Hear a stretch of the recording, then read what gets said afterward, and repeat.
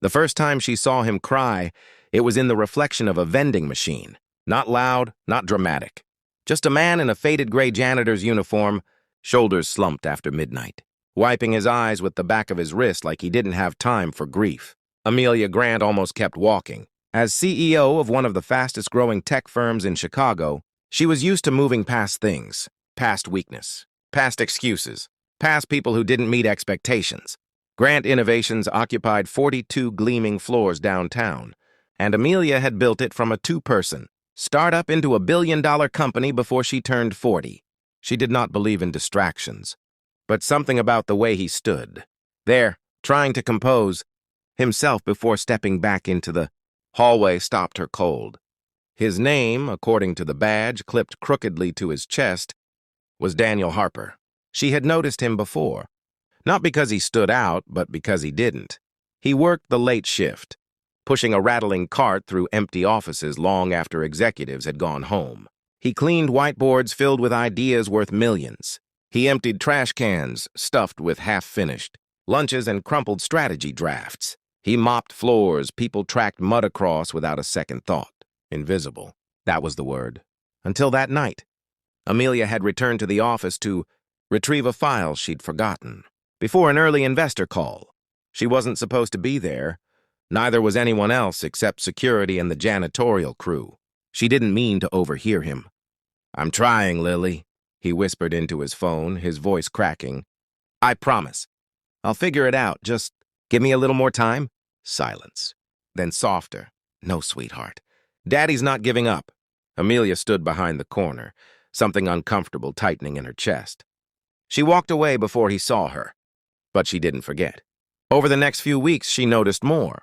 Daniel arrived early for his shift, sometimes with a small pink backpack slung over one shoulder. Once she caught a glimpse of a little girl no older than 8 sitting quietly in the lobby with a coloring book while he spoke to security. Another night, Amelia stepped off the elevator unexpectedly and saw him kneeling beside that same girl in a dim conference room. He had spread a blanket on the floor and was helping her with math, homework under the glow of a desk lamp. He looked exhausted. But when she got an answer right, he beamed like she'd just won the Nobel Prize. Amelia found herself watching from the hallway longer than she intended. She didn't know why it bothered her.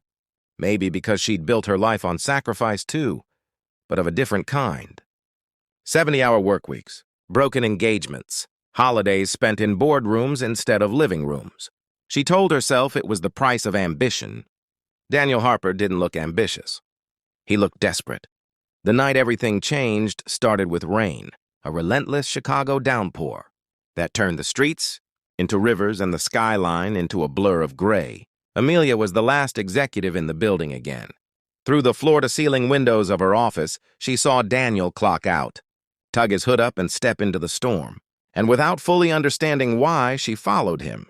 She told herself it was curiosity. A CEO assessing her workforce, making sure policies were being upheld, making sure that child wasn't being put in danger. But deep down, she knew that wasn't it.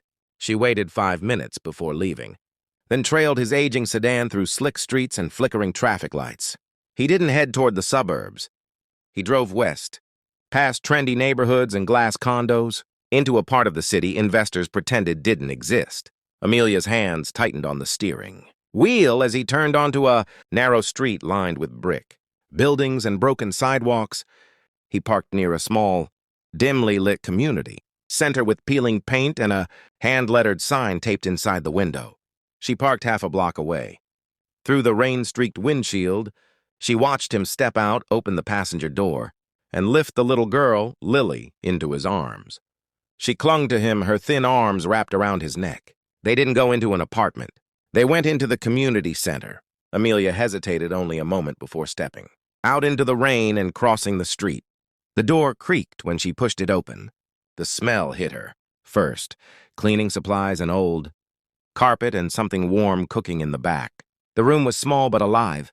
Cots lined one wall. A few families sat at folding tables. A volunteer handed out bowls of soup. Daniel was kneeling beside Lily again, helping her take off her wet shoes. "Hey," a voice said gently behind Amelia.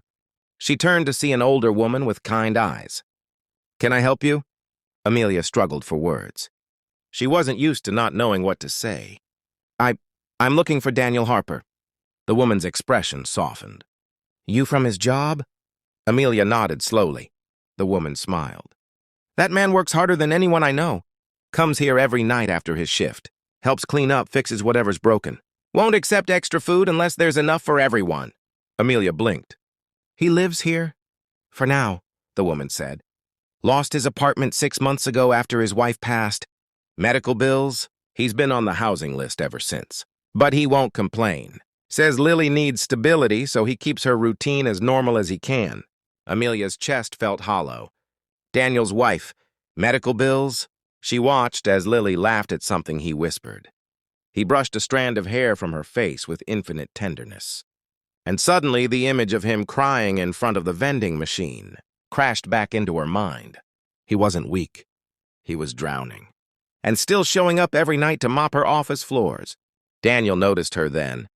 Confusion flickered across his face as he stood. Ms. Grant? His posture straightened instantly like he expected reprimand. I'm sorry, he said quickly. If Lily being at the office ever caused a problem, It didn't, Amelia interrupted. For the first time in years, her voice felt unsteady. I followed you, she admitted. His brow furrowed. Why? She looked around the room. At the families, at the cots, at Lily watching them curiously. Because I saw you cry, she said quietly. And I realized I didn't know anything about the people who keep my company. Running after hours. Embarrassment flashed across his face, but he didn't look ashamed. Everyone cries sometimes, he said simply. The simplicity of it broke something inside her. Amelia thought about the bonuses she'd handed out to executives that year. The millions in profit. The speeches she'd given about innovation and leadership. And here was leadership. Quiet, unrecognized, steady. How much do you need? She asked before she could overthink it. Daniel stiffened. I'm not asking for charity. I know, she said. That's the problem. They stood in silence, rain tapping against the windows. Finally, Lily tugged on his sleeve. Daddy, is this your boss? He nodded. Lily smiled shyly at Amelia. He says you're really smart. Amelia felt tears sting her eyes. Your dad's the smart one, she said. That night, Amelia didn't offer a check. She offered something else. The next morning, Grant Innovations announced a new initiative. A comprehensive employee support program, housing assistance, emergency medical grants, childcare stipends, counseling services, not just for executives, for everyone. The board pushed back. It's expensive, one member argued. So is turnover, Amelia replied coolly. So is burnout. So is losing good people because we were too blind to see them. She didn't mention Daniel by name. But she visited the community center again that week with paperwork. Within a month, Daniel and Lily moved into a small but bright apartment subsidized. Through the company's new housing program, Lily transferred to a better school with a scholarship funded by an education initiative. Amelia quietly established. Daniel kept his janitor position. By choice. I'm good at what I do, he told her one evening, as they stood in the lobby after hours, and I'm studying facilities management online. Maybe one day I'll run operations. Amelia smiled. I'd like that. Months passed. The changes rippled outward. Employees who had been silently struggling began to speak up. Productivity rose. Loyalty deepened. Investors noticed. But the real change was harder to quantify. It happened the night Amelia received an invitation to Lily's school recital. She almost didn't go. She had a dinner with potential partners from New York, but something made her reschedule. She sat in a folding chair in a crowded elementary school auditorium, surrounded by parents with cameras and tired smiles. Daniel waved when he spotted her, pride radiating from him. When Lily stepped onto the stage, searching the audience nervously, her eyes landed on her father, and then on Amelia. She smiled. Afterward, Lily ran into Amelia's arms without hesitation. Thank you for helping my daddy, she whispered. Amelia held her close, emotion rising like a tide. For years, she had believed success was measured in revenue charts and market share. But standing there, in a noisy school hallway that smelled like crayons and popcorn, she understood something deeper. Kindness scales, humanity compounds, and sometimes the most important investments aren't in products, but in people.